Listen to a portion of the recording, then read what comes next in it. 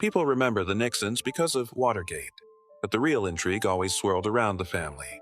A brother with a curious loan from a billionaire, a best friend with a shadowy aura, daughters who became their father's public shield, and grandchildren who split politically. This is a saga where private moments shape public destiny, and any family scene can explode onto the front page.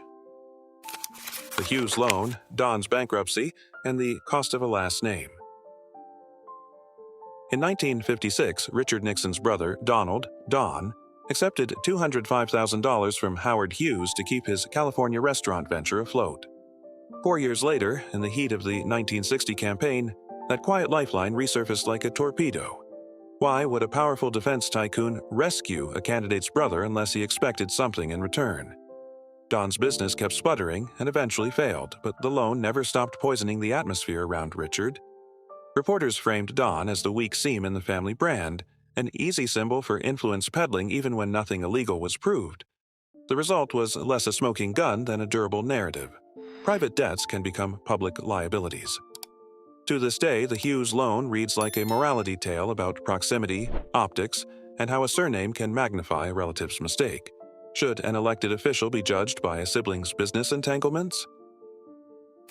Wiretapping My Brother, where security ends and betrayal begins. By the early 1970s, the administration's obsession with leaks had slipped inside the family.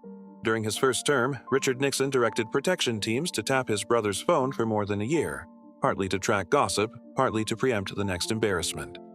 The official rationale was national security. The unofficial fear was familiar. After the Hughes fiasco, one indiscreet call from Don might explode across front pages. The image was devastating. Surveillance not against enemies, but against kin. It captured a broader truth about the Nixon era. The impulse to control information didn't stop at the West Wing or the press corps. It crossed the threshold into the living room. For a public already haunted by talk of enemies lists, wire rooms, and plumbers, the notion of bugging a brother made the paranoia feel personal. Where, in your view, does vigilance end?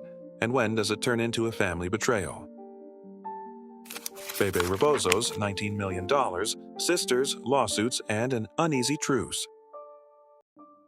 In 2002, an old tension between the president's daughters burst into view. Tricia Nixon Cox and Julie Nixon Eisenhower sparred over roughly $19 million that the family's intimate friend, banker Bebe Rebozo, had earmarked for the Nixon Library. The fight wasn't about whether to honor his bequest, it was about who would control how the money moved, who signed, who oversaw, who decided. Lawsuits followed. Headlines framed it as Sisters at War, because that's how dynastic politics always gets distilled. 2 last names, 1 pot of gold, and the public doubting motives. The legal dust finally settled that August, with access restored to the library and face-saving compromises on governance. But the episode lingers as a case study in how philanthropy becomes politics, and how the stewardship of memory, what gets curated, emphasized, or forgiven, can split a family. Would you trust a sibling with the final signature on your legacy? The president's best friend in the shadows of the mob, the Rebozo file.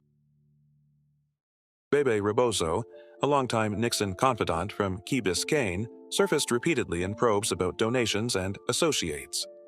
In the late 1970s, reporters detailed $100,000 from Hughes delivered to Rebozo in 2 cash installments that never reached official campaign channels.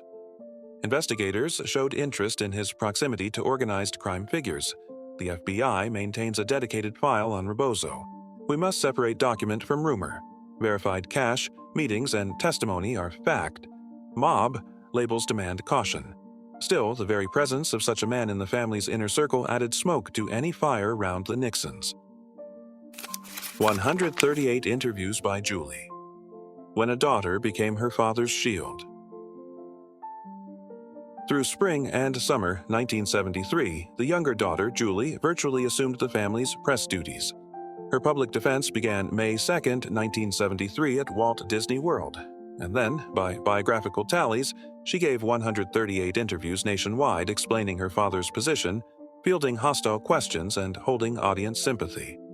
Time captured her key line. The family discussed resignation but believed it wouldn't help the presidency, and Nixon should carry on.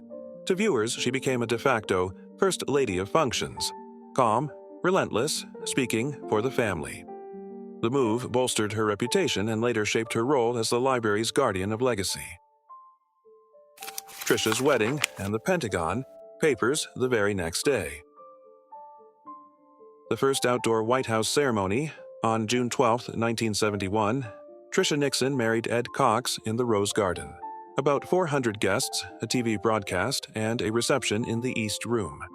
It was a perfect tableau of domestic bliss, and on June 13, 1971, the New York Times began publishing the Pentagon Papers, igniting one of the fiercest free press battles in U.S. history.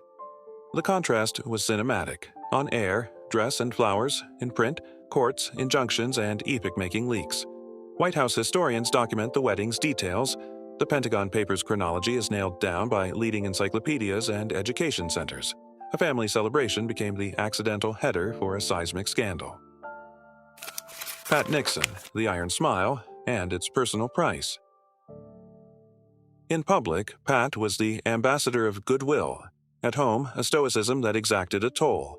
She suffered a stroke in 1976, a second in 1983, a lung cancer diagnosis in 1992, and died on June 22, 1993, in Park Ridge, New Jersey.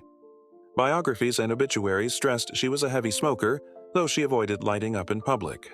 A separate, painful thread involves journalist Seymour Hersh's 2018 memoir accounts of alleged domestic abuse, which the family denied.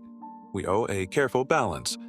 Verify dates and diagnoses, treat memoir allegations as allegations, and still acknowledge the difficult noise that always surrounded Pat.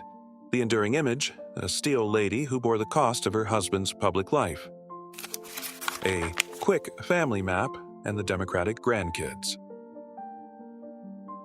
Richard and Pat had two daughters, Patricia, Trisha, 1946, and Julie, 1948. In 1971, Trisha married attorney Edward F. Cox. They have one son, Christopher Nixon Cox, 1979. Since 1968, Julie has been married to David Eisenhower, President Eisenhower's grandson. They have three children, Jenny, 1978, Alexander, 1980, and Melanie, 1984.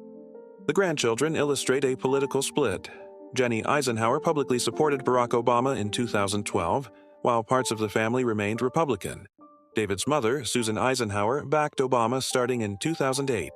And one more family language shaping the dynasty's image: dogs. From the 1952 Checkers speech that helped save Richard's career to the White House trio, King Timoho, Vicky, and Pasha, the pets worked as a soft public relations shield when hard news exploded around them. Taken together, you get a full map: 2 daughters, 4 grandchildren, divergent political signals, and a conscious PR craft the Nixons honed for decades. Christopher Nixon Cox and Andrea Katzimatidis, from the Waldorf to the Great Wall.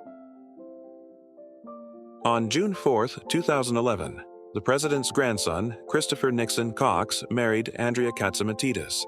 A ceremony at a Greek Orthodox cathedral in New York City, a Waldorf Astoria reception, and a guest list that ran from Hillary Clinton to Henry Kissinger. In May 2013, Christopher symbolically retraced his grandfather's China route, but Western media fixated on Andrea's outfit, a telling example of tabloid optics devouring diplomatic symbolism.